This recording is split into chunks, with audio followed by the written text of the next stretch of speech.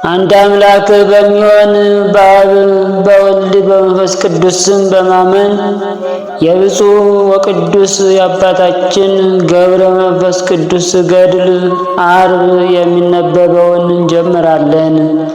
አነሳስቶ እንዳስጀመረን አስጀምሮ እንዲያስፈጽመን የሥላሴ የፈጣሪያችን ቅዱስ ፍቃዱ ይሁን፣ አሜን። አባታችን ገብረ መንፈስ ቅዱስ እግዚአብሔር ባየው ጊዜ የፈለገውን ይለምነዋል፣ የወደደውን ከጌታው ጋር ይነጋገራል። አባታችን ገብረ መንፈስ ቅዱስ የሚወደው ምንድነው? የኃጥአንን ምሕረት ነው እንጂ ክብርን፣ ባለጸግነትን፣ የዓለምን ጌጥ፣ የወርቅ ጫማ የሚወድ አይደለም። ዓለምን በዓለም ውስጥ ያለውን አትውደዱ ያለውን አስቦ ዳግመኛም ዓለሙም ያልፋል፣ የእግዚአብሔር ፍቃድ የሚያደርግ ግን ለዘላለም ይኖራል አለ። ስለዚህም ቸር ደግ የሚሆን አባታችን ገብረ መንፈስ ቅዱስም ዓለምንና በውስጧ ያለን ሁሉ ናቀ። ነፋስ ከምድር እንደሚጠርገው ትቢያ አደረጋት። ፈጥና እንደምትጠፋ ጢስ ታይታ እንደምትበተን እንደ ክረምት ጉም በድንገት ክው ብላ እንደምትረግፍ አበባ አያት። ወደ እርሷም አልቀረበም፣ ሽታዋ የሚያስጸይፍ ነውና። በመንገዷም አልሄደም፣ መንገዷ ወደ ጥፋት የሚወስድ ነውና። ንዑድ ክቡር አባታችን ገብረ መንፈስ ቅዱስ የዓለምን ክፋት ያወክበት ጥበብህ ምን ይመስል? መንገዷ ወጣ ገባ ዲጥ የበዛበት ሁለመናዋ ጨጋጋማ ነውና። የወርቅ መሰላል ያልነው ምንድነው? በጾም በጸሎት የዳዊትን መዝሙር በማንበብ ከእንባ ጋር በመስገድ በብዙ ድካም በብዙ ትጋት የሰራው የአባታችን የገብረ መንፈስ ቅዱስ የሥጋው ንጽሕና ነው እንጂ 150 የዳዊት መዝሙርን 15ቱን የነቢያት ጸሎትን 5ቱን የሰለሞን መኃልይ የእመቤታችን የድንግል ማርያምን ውዳሴን ቅዳሴን በየሰዓቱ ከሚደርሱ ከታወቁ ጸሎቶች በቀር በቀን 10 ጊዜ በሌሊት 10 ጊዜ ይጸልይ ነበር። ይህንን ሁሉ የሚጸልየው ቆሞ አይደለም፣ ላቡ ወደ ምድር እንደ ውሃ እስኪወርድ ድረስ እየሰገደ ነው እንጂ። የስግደቱ መጠን በዳዊት ቃል ልክ ነበር። የአባታችን የገብረ መንፈስ ቅዱስን ሥራዎቹን ባሰብኩ ጊዜ ከሕሊና በላይ ይሆናል። እርሱ በሃይማኖት በምግባር ሥራው የበዛ ነውና ዜና ገድሉን መስማት ከወርቅ ከብር ይልቅ ይወደዳል፣ ከማር ከስኳር ይልቅ ይጥማል። በእውነት አባታችን ደግ አገልጋይ ነው። መክሊቱን ለማብዛት ሄደ። እስከ ሰማይ የሚደርስ የሃይማኖት መሰላልን የሰራ በእውነት የእግዚአብሔር ወዳጅ ነው። ከእግዚአብሔር ጋር እየተፎካከሩ በጥበባቸው ወደ ሰማይ ይወጡ ዘንድ በስናወር ሜዳ ግንብ እንደገነቡ ሁሉ ምድራዊ ግንብ የገነባ አይደለም። ሐሳባቸው ከንቱ መሆኑን ባውቆ የግንቡ ቁመት 5443 ሜትር እስኪሆን ድረስ ይሰሩ ዘንድ ተዋቸው። ከዚህም በኋላ እግዚአብሔር ቋንቋቸውን እንደባለቀባቸው የሚያደርጉትን አጡ፣ ይፈርስ ዘንድ ተውት። በነፋስ ፊት እንዳለ ትቢያ አደረገው። ያን ጊዜ የተደበላለቀውን ቋንቋ መንፈስ ቅዱስ በወረደላቸው ጊዜ ሐዋርያት አወቁት። እንደዚሁም አባታችን ገብረ መንፈስ ቅዱስም የዓለሙን ሁሉ ቋንቋ አወቀ፣ እርሱ እንደ ሐዋርያት መንፈስ ቅዱስ አድሮበታልና። ከእነርሱም በምንም አላነሰም። የዕብራይስጥ ቋንቋ ከተደበላለቀው ቋንቋ አይደለም። ባለሟሉ መልአክ በዕብራይስጥ ቋንቋ ይናገር ዘንድ ለአብርሃም አስተማረው እንጂ አብርሃም መናገር በተሳነው ጊዜ በፊቱ እፍ አለበት። አብርሃምም ቀድሞ ከአባቶቹ በማያውቀው ቋንቋ ይናገር ጀመር። ልጆቹም ተማሩት። በስናዖር ግንብ የተደበላለቀው የዓለም ቋንቋ ግን በሕዝብ ብቻ ቀረ። አብርሃም በዕብራይስጥ ቋንቋ የተጻፈ መጻሕፍትን ተማረ። ባለሟሉ መልአክ ያዕቆብንም አስተማረው። በሰባቱ ሰሌዳ መጻሕፍትን ጽፎ ሰጠው። በውስጣቸውም ያሉ ምስጢራትን ተማረ። እግዚአብሔር ለሙሴ በከበሩ እጆቹ በዕብራይስጥ ቋንቋ የተጻፉ 10ቱን ትእዛዛትን ሰጠው። ለእስራኤል ልጆችም እግዚአብሔር በዕብራይስጥ ቋንቋ ተናገራቸው። ዳዊትም በዕብራይስጥ ቋንቋ በበገና አመሰገነ። የእስራኤል ነቢያት፣ የይሁዳም ነቢያት በዕብራይስጥ ቋንቋ ትንቢት ተናገሩ። በጭፍሮች አለቃ ናቡዘርዳንና በንጉሡ ናቡከደነፆር እጅ የተማረኩ ነቢያትም በዕብራይስጥ ቋንቋ ትንቢት ተናገሩ።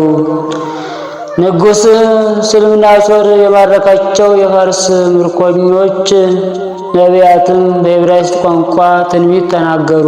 ጌታችንም ከእመቤታችን ተወልዶ በዕብራይስጥ ቋንቋ ተናገረ። ሐዋርያትም መንፈስ ቅዱስ በወረደላቸው ጊዜ በዕብራይስጥ ቋንቋ ተናገሩ። ይህን ውድ ክቡር የሚሆን አባታችን ገብረ መንፈስ ቅዱስም በዕብራይስጥ ቋንቋ ከነቢያት ከሐዋርያት ጋር ተነጋገረ።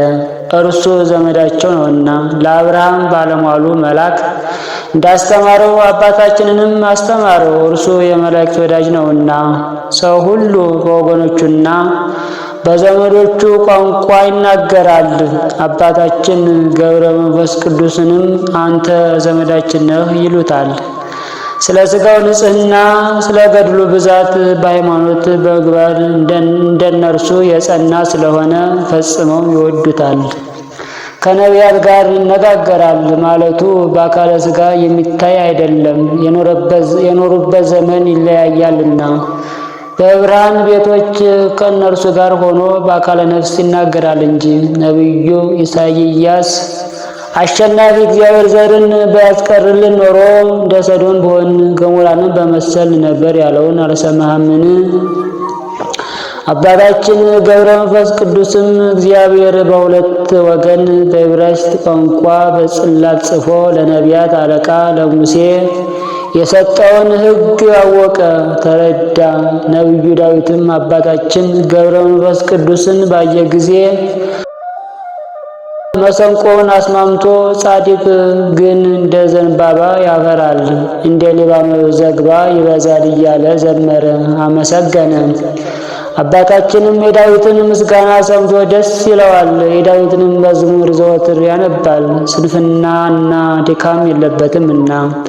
እንደ መላእክት ያለ እረፍት ይተጋል። ነቢያት ሐዋርያት ወዳሉበት ቤት ለመግባት አያወላውልም። በዕብራይስጥ ቋንቋም ይናገራል፣ ወገናቸው ነውና። እያንዳንዱ ሰው ሁሉ በተወለደበት ሀገር ቋንቋ ይናገራልና። ይህም አባታችን ገብረ መንፈስ ቅዱስ ወገናቸው ነውና።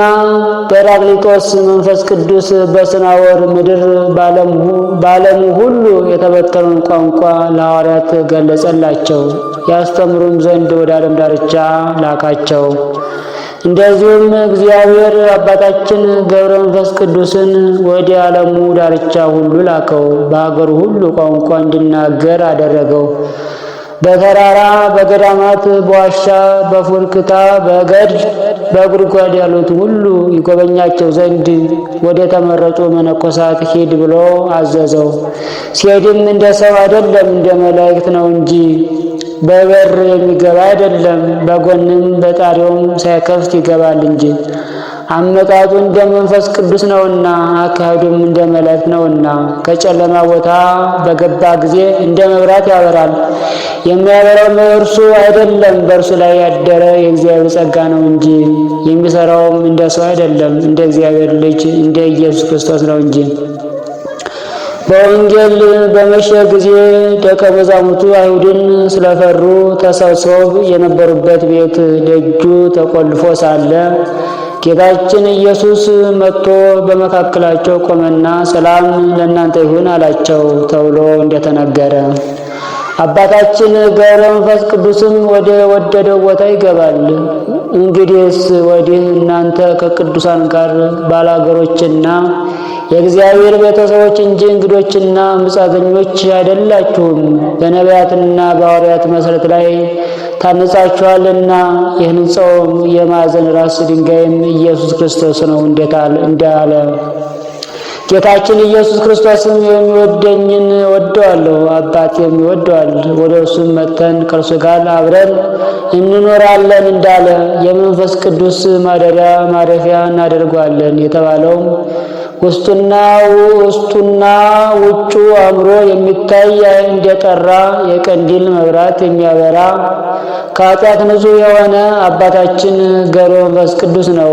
አባታችን ሆይ ከፈጣሪ የተሰጠህ ጸጋና ሀብት ይህ ነው። ከሐዋርያት በምን ያነስከው የለም። የዓለም መምህራን ሐዋርያት በቀደመው እምነታቸው እንደሚመኩ እዩ።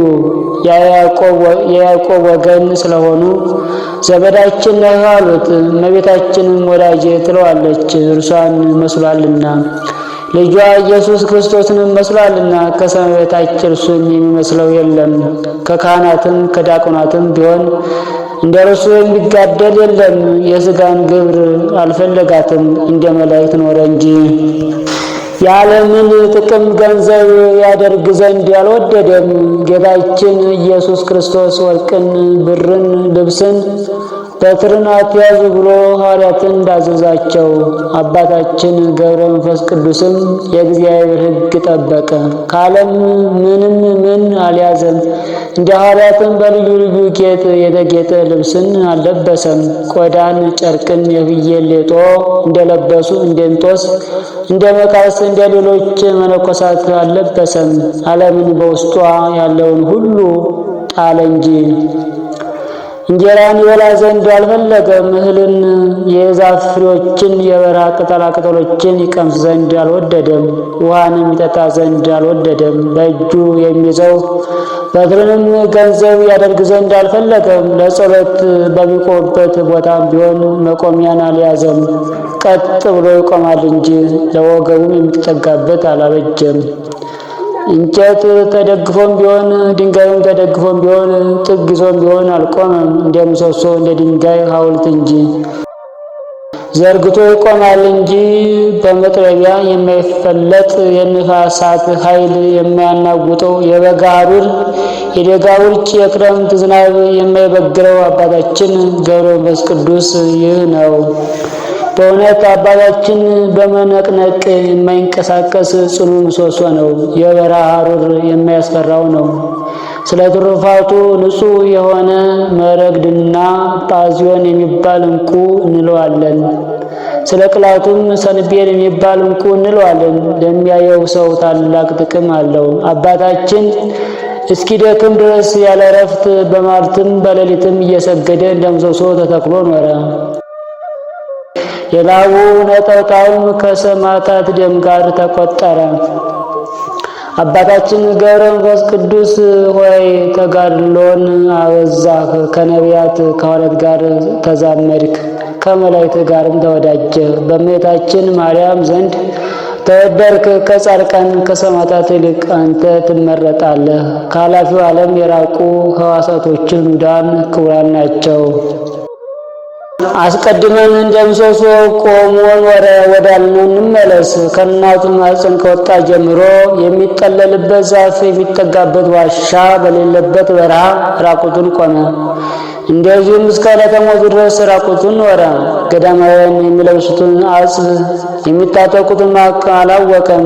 የእህል፣ የማር፣ የወተት፣ የአትክልት ፍራፍሬ ገዳማውያን የሚመገቧቸው የቅጠላቅጠል ዕጣን ቢሆን አያውቅም፣ ጨውም ሳይቀር። ከብዙ ጊዜ በኋላ ተጋድሎን ሲፈጽም እግዚአብሔር ስለ ንጉሥ ክብር ድባብ እንደሚዘረጋ ለአባታችን የብርሃን ድባብ ዘረጋለት። ንጉሡ የፀሐይ ሐሩር እንዳያቃጥለው አገልጋዮቹ ድባብ ዘርግተው ከኋላው ይከተሉታል። በሚንቀሳቀስበት ጊዜ አገልጋዮቹ ድባብ ይዘው ይሮጣሉ፣ በቆመበት ቦታም ያን ድባብ ያቆማሉ። እንዲሁም የመላእክት ሠራዊት ለአባታችን የብርሃን ድባብ ይዘረጉለታል። ዝናብ በሚዘንብበት ጊዜ አንድ ጠብታ እንኳን ከሰውነቱ አታርፍም፣ እንደተጌጠ ቤት ሆኖታልና።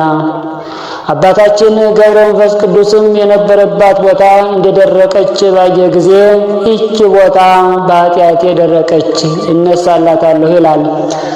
ዝናብ ወደ ጠገበችበት መሬት እልፍ ባለ ጊዜ ያችም የደረቀች መሬት ትረካለች። ፍጥረት ሁሉ ለአምላኩ እንደሚገዛ ተገዙለት።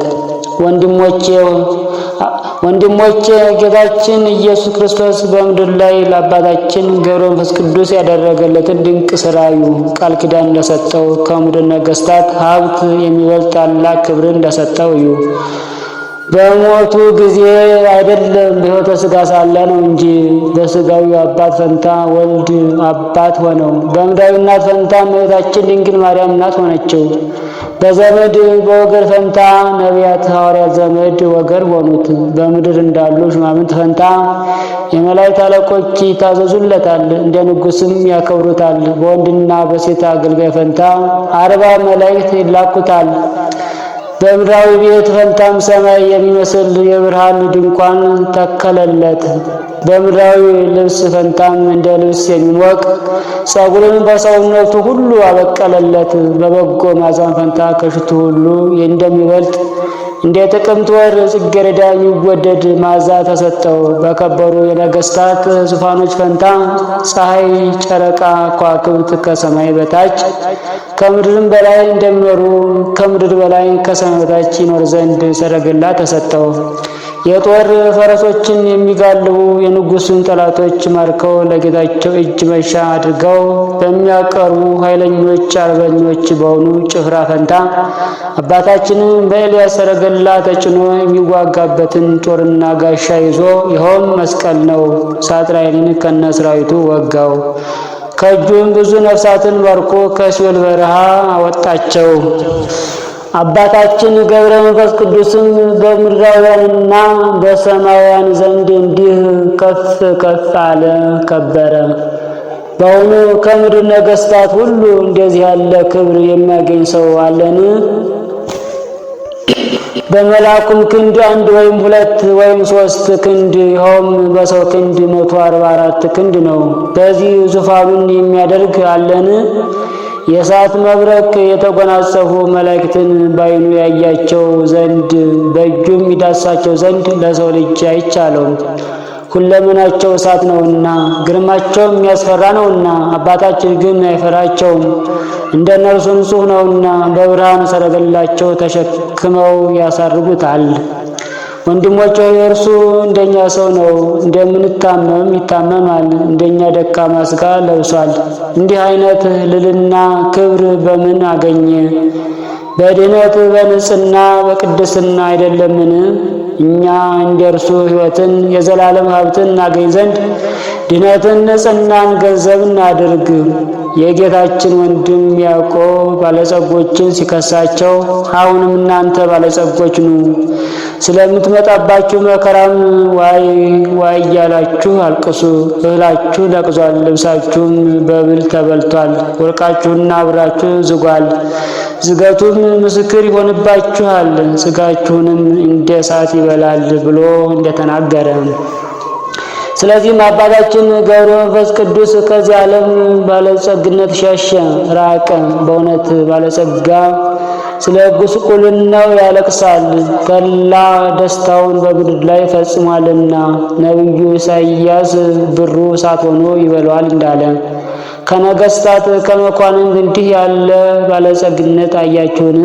ባለጸግነታቸው ጠፊ አላፊ ነውና፣ የአባታችን ግን ባለጸግነቱ ክብሩ የማያልፍ ነው።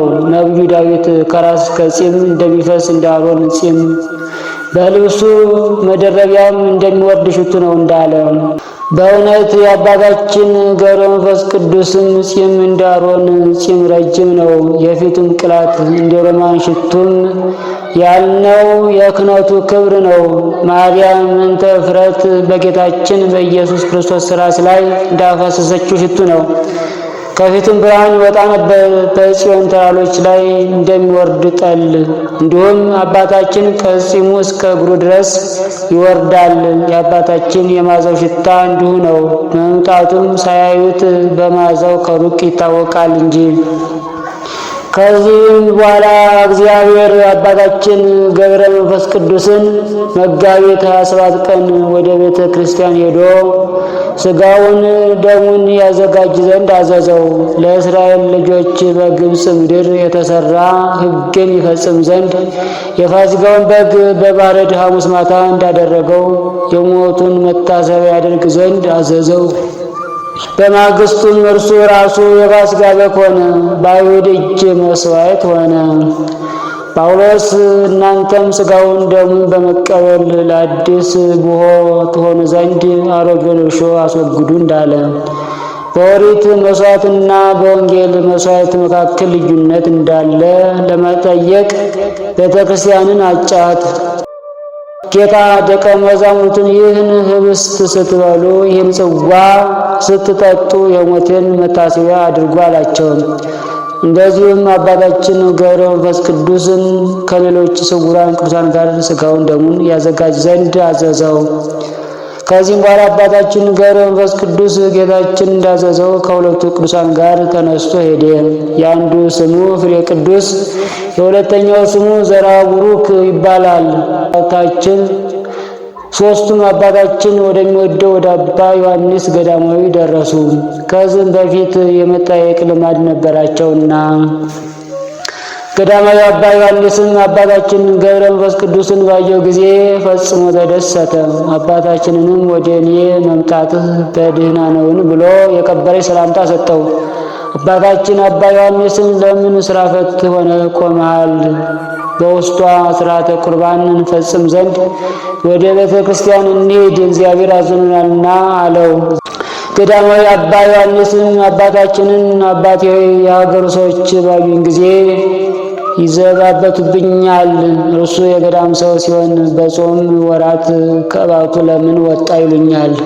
በእኔ ምክንያት ይሰነካከሉብኛል። በዚያ ቦታ የዓለም ሰዎች ይኖራሉና ለመግባትም መጨናነቅ ይሆናልና የንጉሡ መናገሻ ከተማ ናትና አለው።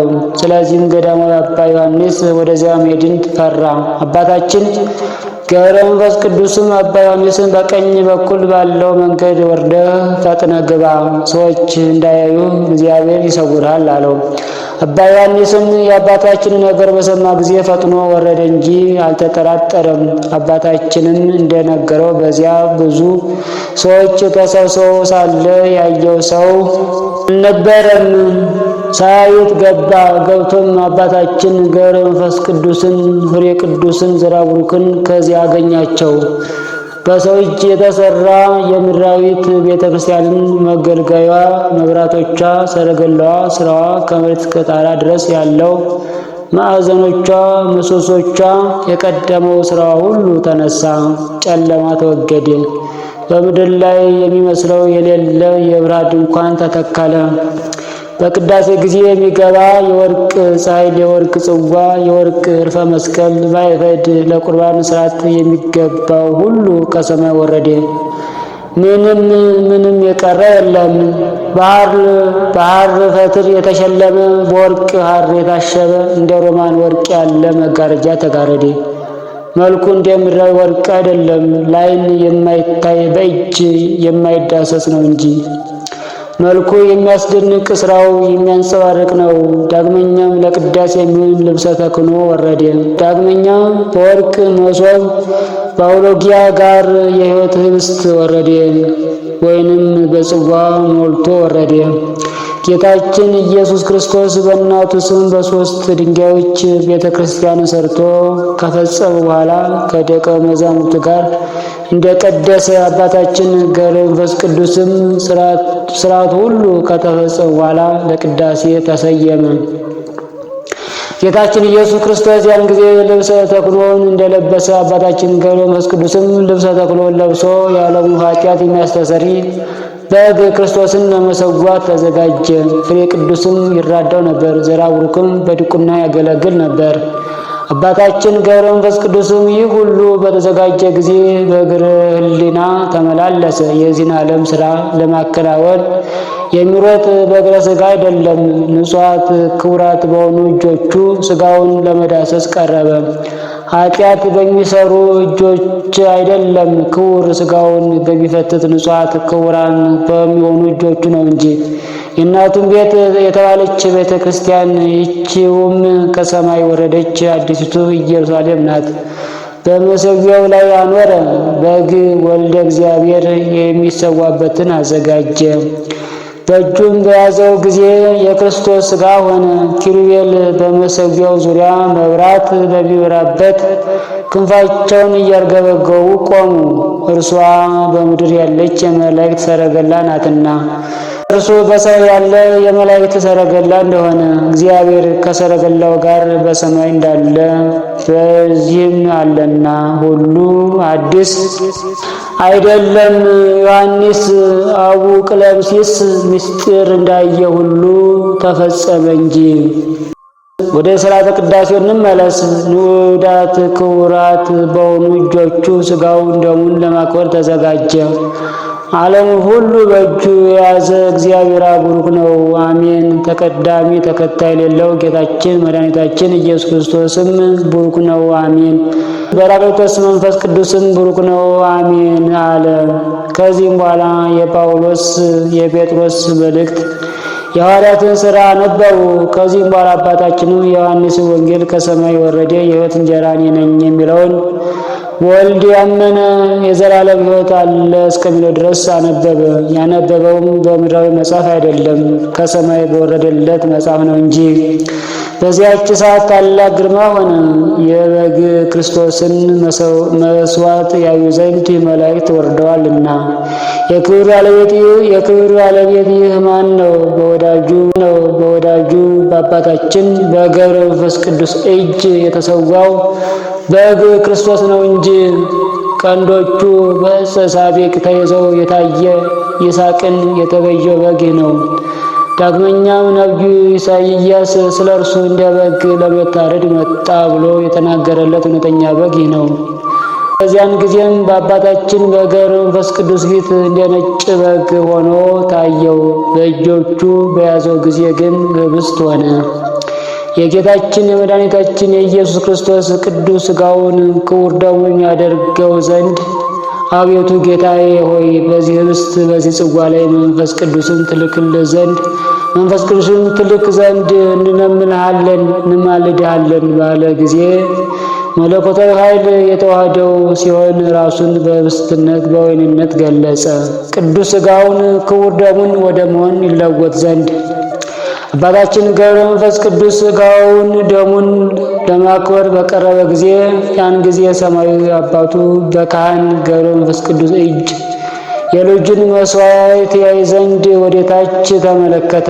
ዳግመኛም የመንፈስ ቅዱስን ጸጋ ላክልን ባለ ጊዜ ያን ጊዜ በራቅሊጦስ መንፈስ ቅዱስ በነጭ ርግብ አምሳል ከዙፋኑ ወርዶ ብርሃናዊ በሆነ ክንፉም ይጋርድ ዘንድ በመሠዊያው ዙሪያ ረበበ። ኪሩቤልም በጌትነቱ ዙፋን የማይዳሰሰውን አባታችን ሲያወራርደው ባየ ጊዜ አደነቀ። ሱራፊም ያለ ጉጠት እሳቱን ሲፈትተው ባየ ጊዜ እጅግ ደነገጠ። በእውነት አባታችን ገብረ መንፈስ ቅዱስ ንጹሕ በግ ክርስቶስን አወራረደው፣ ስለ ኃጢአተኞችም ማለደው። ሥርዓተ ቅዳሴውን በፈጸመ ጊዜ የዘላለም ሕይወት የሚሆን ቅዱስ ሥጋውን ክቡር ደሙን ተቀበለ። ዳግመኛም ለሚራደው ለአባ ፍሬ ቅዱስም ቅዱስ ሥጋውን ክቡር ደሙን አቀበለው። ለእኛ ተስፋ ሊሆን አባታችን ካረፈ በኋላ የሆነው ሁሉ ይናገር ዘንድ ምስጢር እንዲያይ ለምስክርነት የመጣ ገዳማዊ ቀሲስ ዮሐንስንም ሥጋውን ደሙን አቀበለው። አባ ዮሐንስም ክቡር ደሙን በተቀበለ ጊዜ ጎሽ ጠጅ እንደጠጣ ሰው በተስፋ ተሞላ። ሰውነቱ ሁሉ በጸጋ መንፈስ ቅዱስ ከበረ፣ መዓዛውም የሚወደድ ሆነ። ከዚህም በኋላ መቀበል ለሚገባቸው ሁሉ ሰጠ። ለምስክርነት ከተጠራ ከቄስ ዮሐንስ በቀር ወደ እኛ የመጣ የለም። መጥምቁ ዮሐንስ በዮርዳኖስ ወንዝ ሰማይ ተከፈተ። መንፈስ ቅዱስ በነጭ ርግብ አምሳል ወርዶ በራሱ ላይ ተቀመጠ። የምወልደው ልጄ ይህ ነውና የሚላችሁን ስሙት የሚል ቃል ሰማ ብሎ እንደመሰከረ ሜትሮፖሊስ ካህን ወልደ እግዚአብሔር ደቀ መዛሙርቱን ይህን ስታደርጉ የሞቴን መታሰቢያ አድርጉ አላቸው። ይህንን አብነት በማድረግ አባታችን ገብረ መንፈስ ቅዱስም በበግ ክርስቶስን ይሰዋ ዘንድ ተዘጋጀ። መታሰቢያን አድርጉ ማለትም ካህኑ ሥጋውን ሲያቀብል የክርስቶስ ቅዱስ ሥጋ እነሆ ይላል፣ የሚቀበለውም አሜን ይላል። አሜንም ማለት በእውነት ያለ ሐሰት የክርስቶስ ሥጋ ነው ማለት ነው። በዚህ ሁኔታ በየቀኑ የሞቱ መታሰቢያ ይደረጋል። በዚህም ትንሣኤውን፣ ዕርገቱን፣ ዳግመኛም ወደዚህ ዓለም ለፍርድ መምጣቱን ያሳስበናል። ትናንትም ዛሬም እስከ ዓለም ፍጻሜ ድረስ ክቡር ደሙን ቅዱስ ሥጋውን ተቀበልን እያልን እናስበው ዘንድ ትናንት በአባታችን እጅ የተሰዋው ዛሬን መከራ እንዳላገኘው ሆኖ እናገኘዋለን። በንጹሕ ካህን እጅ የሚሰዋው መስዋዕት የመድኃኒታችን የኢየሱስ ክርስቶስ የሞቱ መታሰቢያ ይህ ነዋ። መንፈስ ቅዱስ በነጭ ርግብ አምሳል እየታየ በግልጽ ከወረደለት ከአባታችን ከገብረ መንፈስ ቅዱስ በቀር ንጹሕ ማን ነው? ያየውም አባታችን ብቻ አይደለም፣ በእነዚያ ያሉት ሁሉ አዩት እንጂ መሰከሩለት እንጂ። ወንጌላዊው ዮሐንስ ያየነውን የሰማነውን እንመሰክራለን እንዳለ ኢየሱስ ክርስቶስ ደብረ ታቦር ወጥቶ ብርሃነ መለኮቱን በገለጸ ጊዜ ነቢያት ሐዋርያት ለምስክርነት እንደተመረጡ የመረጥኩት ልጄ ይህ ነው የሚል የአብን ቃል እንደሰሙ፣ ስለዚህ ትምህርቱ ያማረ ጴጥሮስን በመመስገኛው ቦታ ያለ ፍርሃት ሕያው ሆኖ እያየው የሰዋው አባታችን ገብረ መንፈስ ቅዱስ ይህ ነው። እጆቹ እንደ ጉጠት፣ ጣቶቹ እንደ ሾተል ሆኑ። ንዑድ ክቡር ካህን አባታችን ሥጋውን በየጥቂቱ ለያየ፣ ደሙም በመሠዊያው ላይ ፈሰሰ። አስቀድመን እንደተናገርን ከእርሱ ጋር የነበሩትን ተቀብሎ አቀበላቸው። ሥርዓተ ቅዳሴውን ከፈጸሙ በኋላ በቁርባን ጊዜ ሕዝቡ ሁሉ ወደ ያሉበት ወጥቶ ለሚገባቸው ሰዎች ሥጋውን ደሙን አቀበለ። ይህን ከፈጸሙ በኋላ እግዚአብሔር ዘላለማዊ የሕይወት ብርሃን ነው የሚለውን እስከ ፍጻሜ ድረስ ደገመ። መልከጼዴቅ በአዲስ ኪዳን መሥዋዕት አምሳል ኅብስቱን ወይኑን ከሰጠ በኋላ አብርሃምን እንደባረከው አባታችንም ባረካቸው። ከዚህም በኋላ ዲያቆኑ ዘርዓ ቡሩክ በምስራቅ በኩል በአባታችን ቀኝ ቆሞ ከፍ ያለ ድምፅ ሥጋውን ደሙን ተቀበለን፣ እግዚአብሔርን እናመሰግናለን የሚለውን እስከ ፍጻሜ ድረስ ተናገረ። ካህኑ አባታችን ገብረ መንፈስ ቅዱስም ፊቱን ወደ ምስራቅ መልሶ ቆሞ በታላቅ ድምፅ ሊያዘን በወደደ ጊዜ የሥጋ ድካም እርጅና ከለከለው። ጌታ በወንጌል መንፈስ ይፈልጋል፣ ሥጋ ግን ይደክማል እንዳለ፣ ስለዚህም በትሑት ቃል አንደበቴ የእግዚአብሔርን ምስጋና ይናገራል። ሥጋዊ ደማዊ ፍጥረት ሁሉ ቅዱስ ስሙን በዚህም ዓለም ያመሰግናሉ አለ። በምድር ላይ የሚመስለው የሌለ የሚያንጸባርቅ የወርቅ ፀሐይ ይዞ 3 ጊዜ መላልሶ እንዲህ ባለ ጊዜ ዲያቆን ዘርዓ ቡሩክም የወርቅ ጽዋን ይዞ በሚያስደንቅ ዜማ እያሰማ 3 ጊዜ አቡነ ዘበሰማያት አለ። ካህኑ አባታችንም መጋረጃውን ገልጦ ወደ መቅደስ ገባ። ጌታችን ደቀ መዛሙርቱን እንደባረካቸው አባታችንም ካህናቱን ባረካቸው። በጣዖቱ ፊትም ቆመ። ካህኑ አባታችን ከዲያቆኑ ጽዋውን ተቀብሎ ለሚረዳው ቄስ ለፍሬ ቅዱስ ሰጠው። ዲያቆኑም ዘርዓ ቡሩክም ጽዋውን በክብር ተቀብሎ አኖረው። ይህም ሥራ ከተፈጸመ በኋላ ለምስክርነት ከዚያ የቆሙ ሰዎች እያዩት ወዲያውኑ ሁሉም ተሰወረ። ምንም የታየ የለም። አባ ዮሐንስ ብቻውን ቀረ። የተተከለው የብርሃን ድንኳንም ተነሳ። የብርሃን መጋረጃውም አፈዱም ፀሐይሉም ጽዋውም ተነሳ። መሶበ ወርቁም ከውሉግያ ጋር ከሰማይ ሲወርድ ታየ እንጂ ሲያርግ ያየው የለም።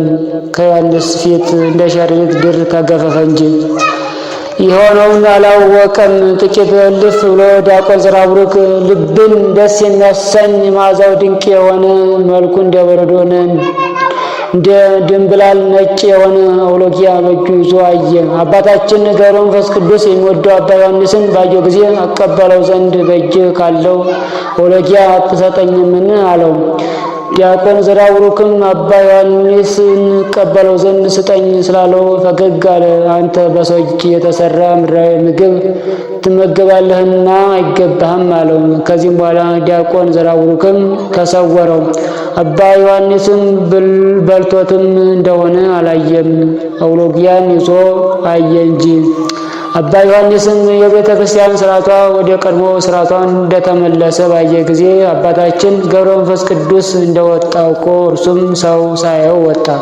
ከዚያ ጥቂት እንደሄደ ወደ በዓቱ ሲደርስ ፈጽሞ መሽቶ ነበር። ዳግመኛም አባታችን ገብረ መንፈስ ቅዱስን አብረውት ከቀደሱት ከአባ ፍሬ ቅዱስና ከዘራውሩክ ጋር በመንገድ አየው።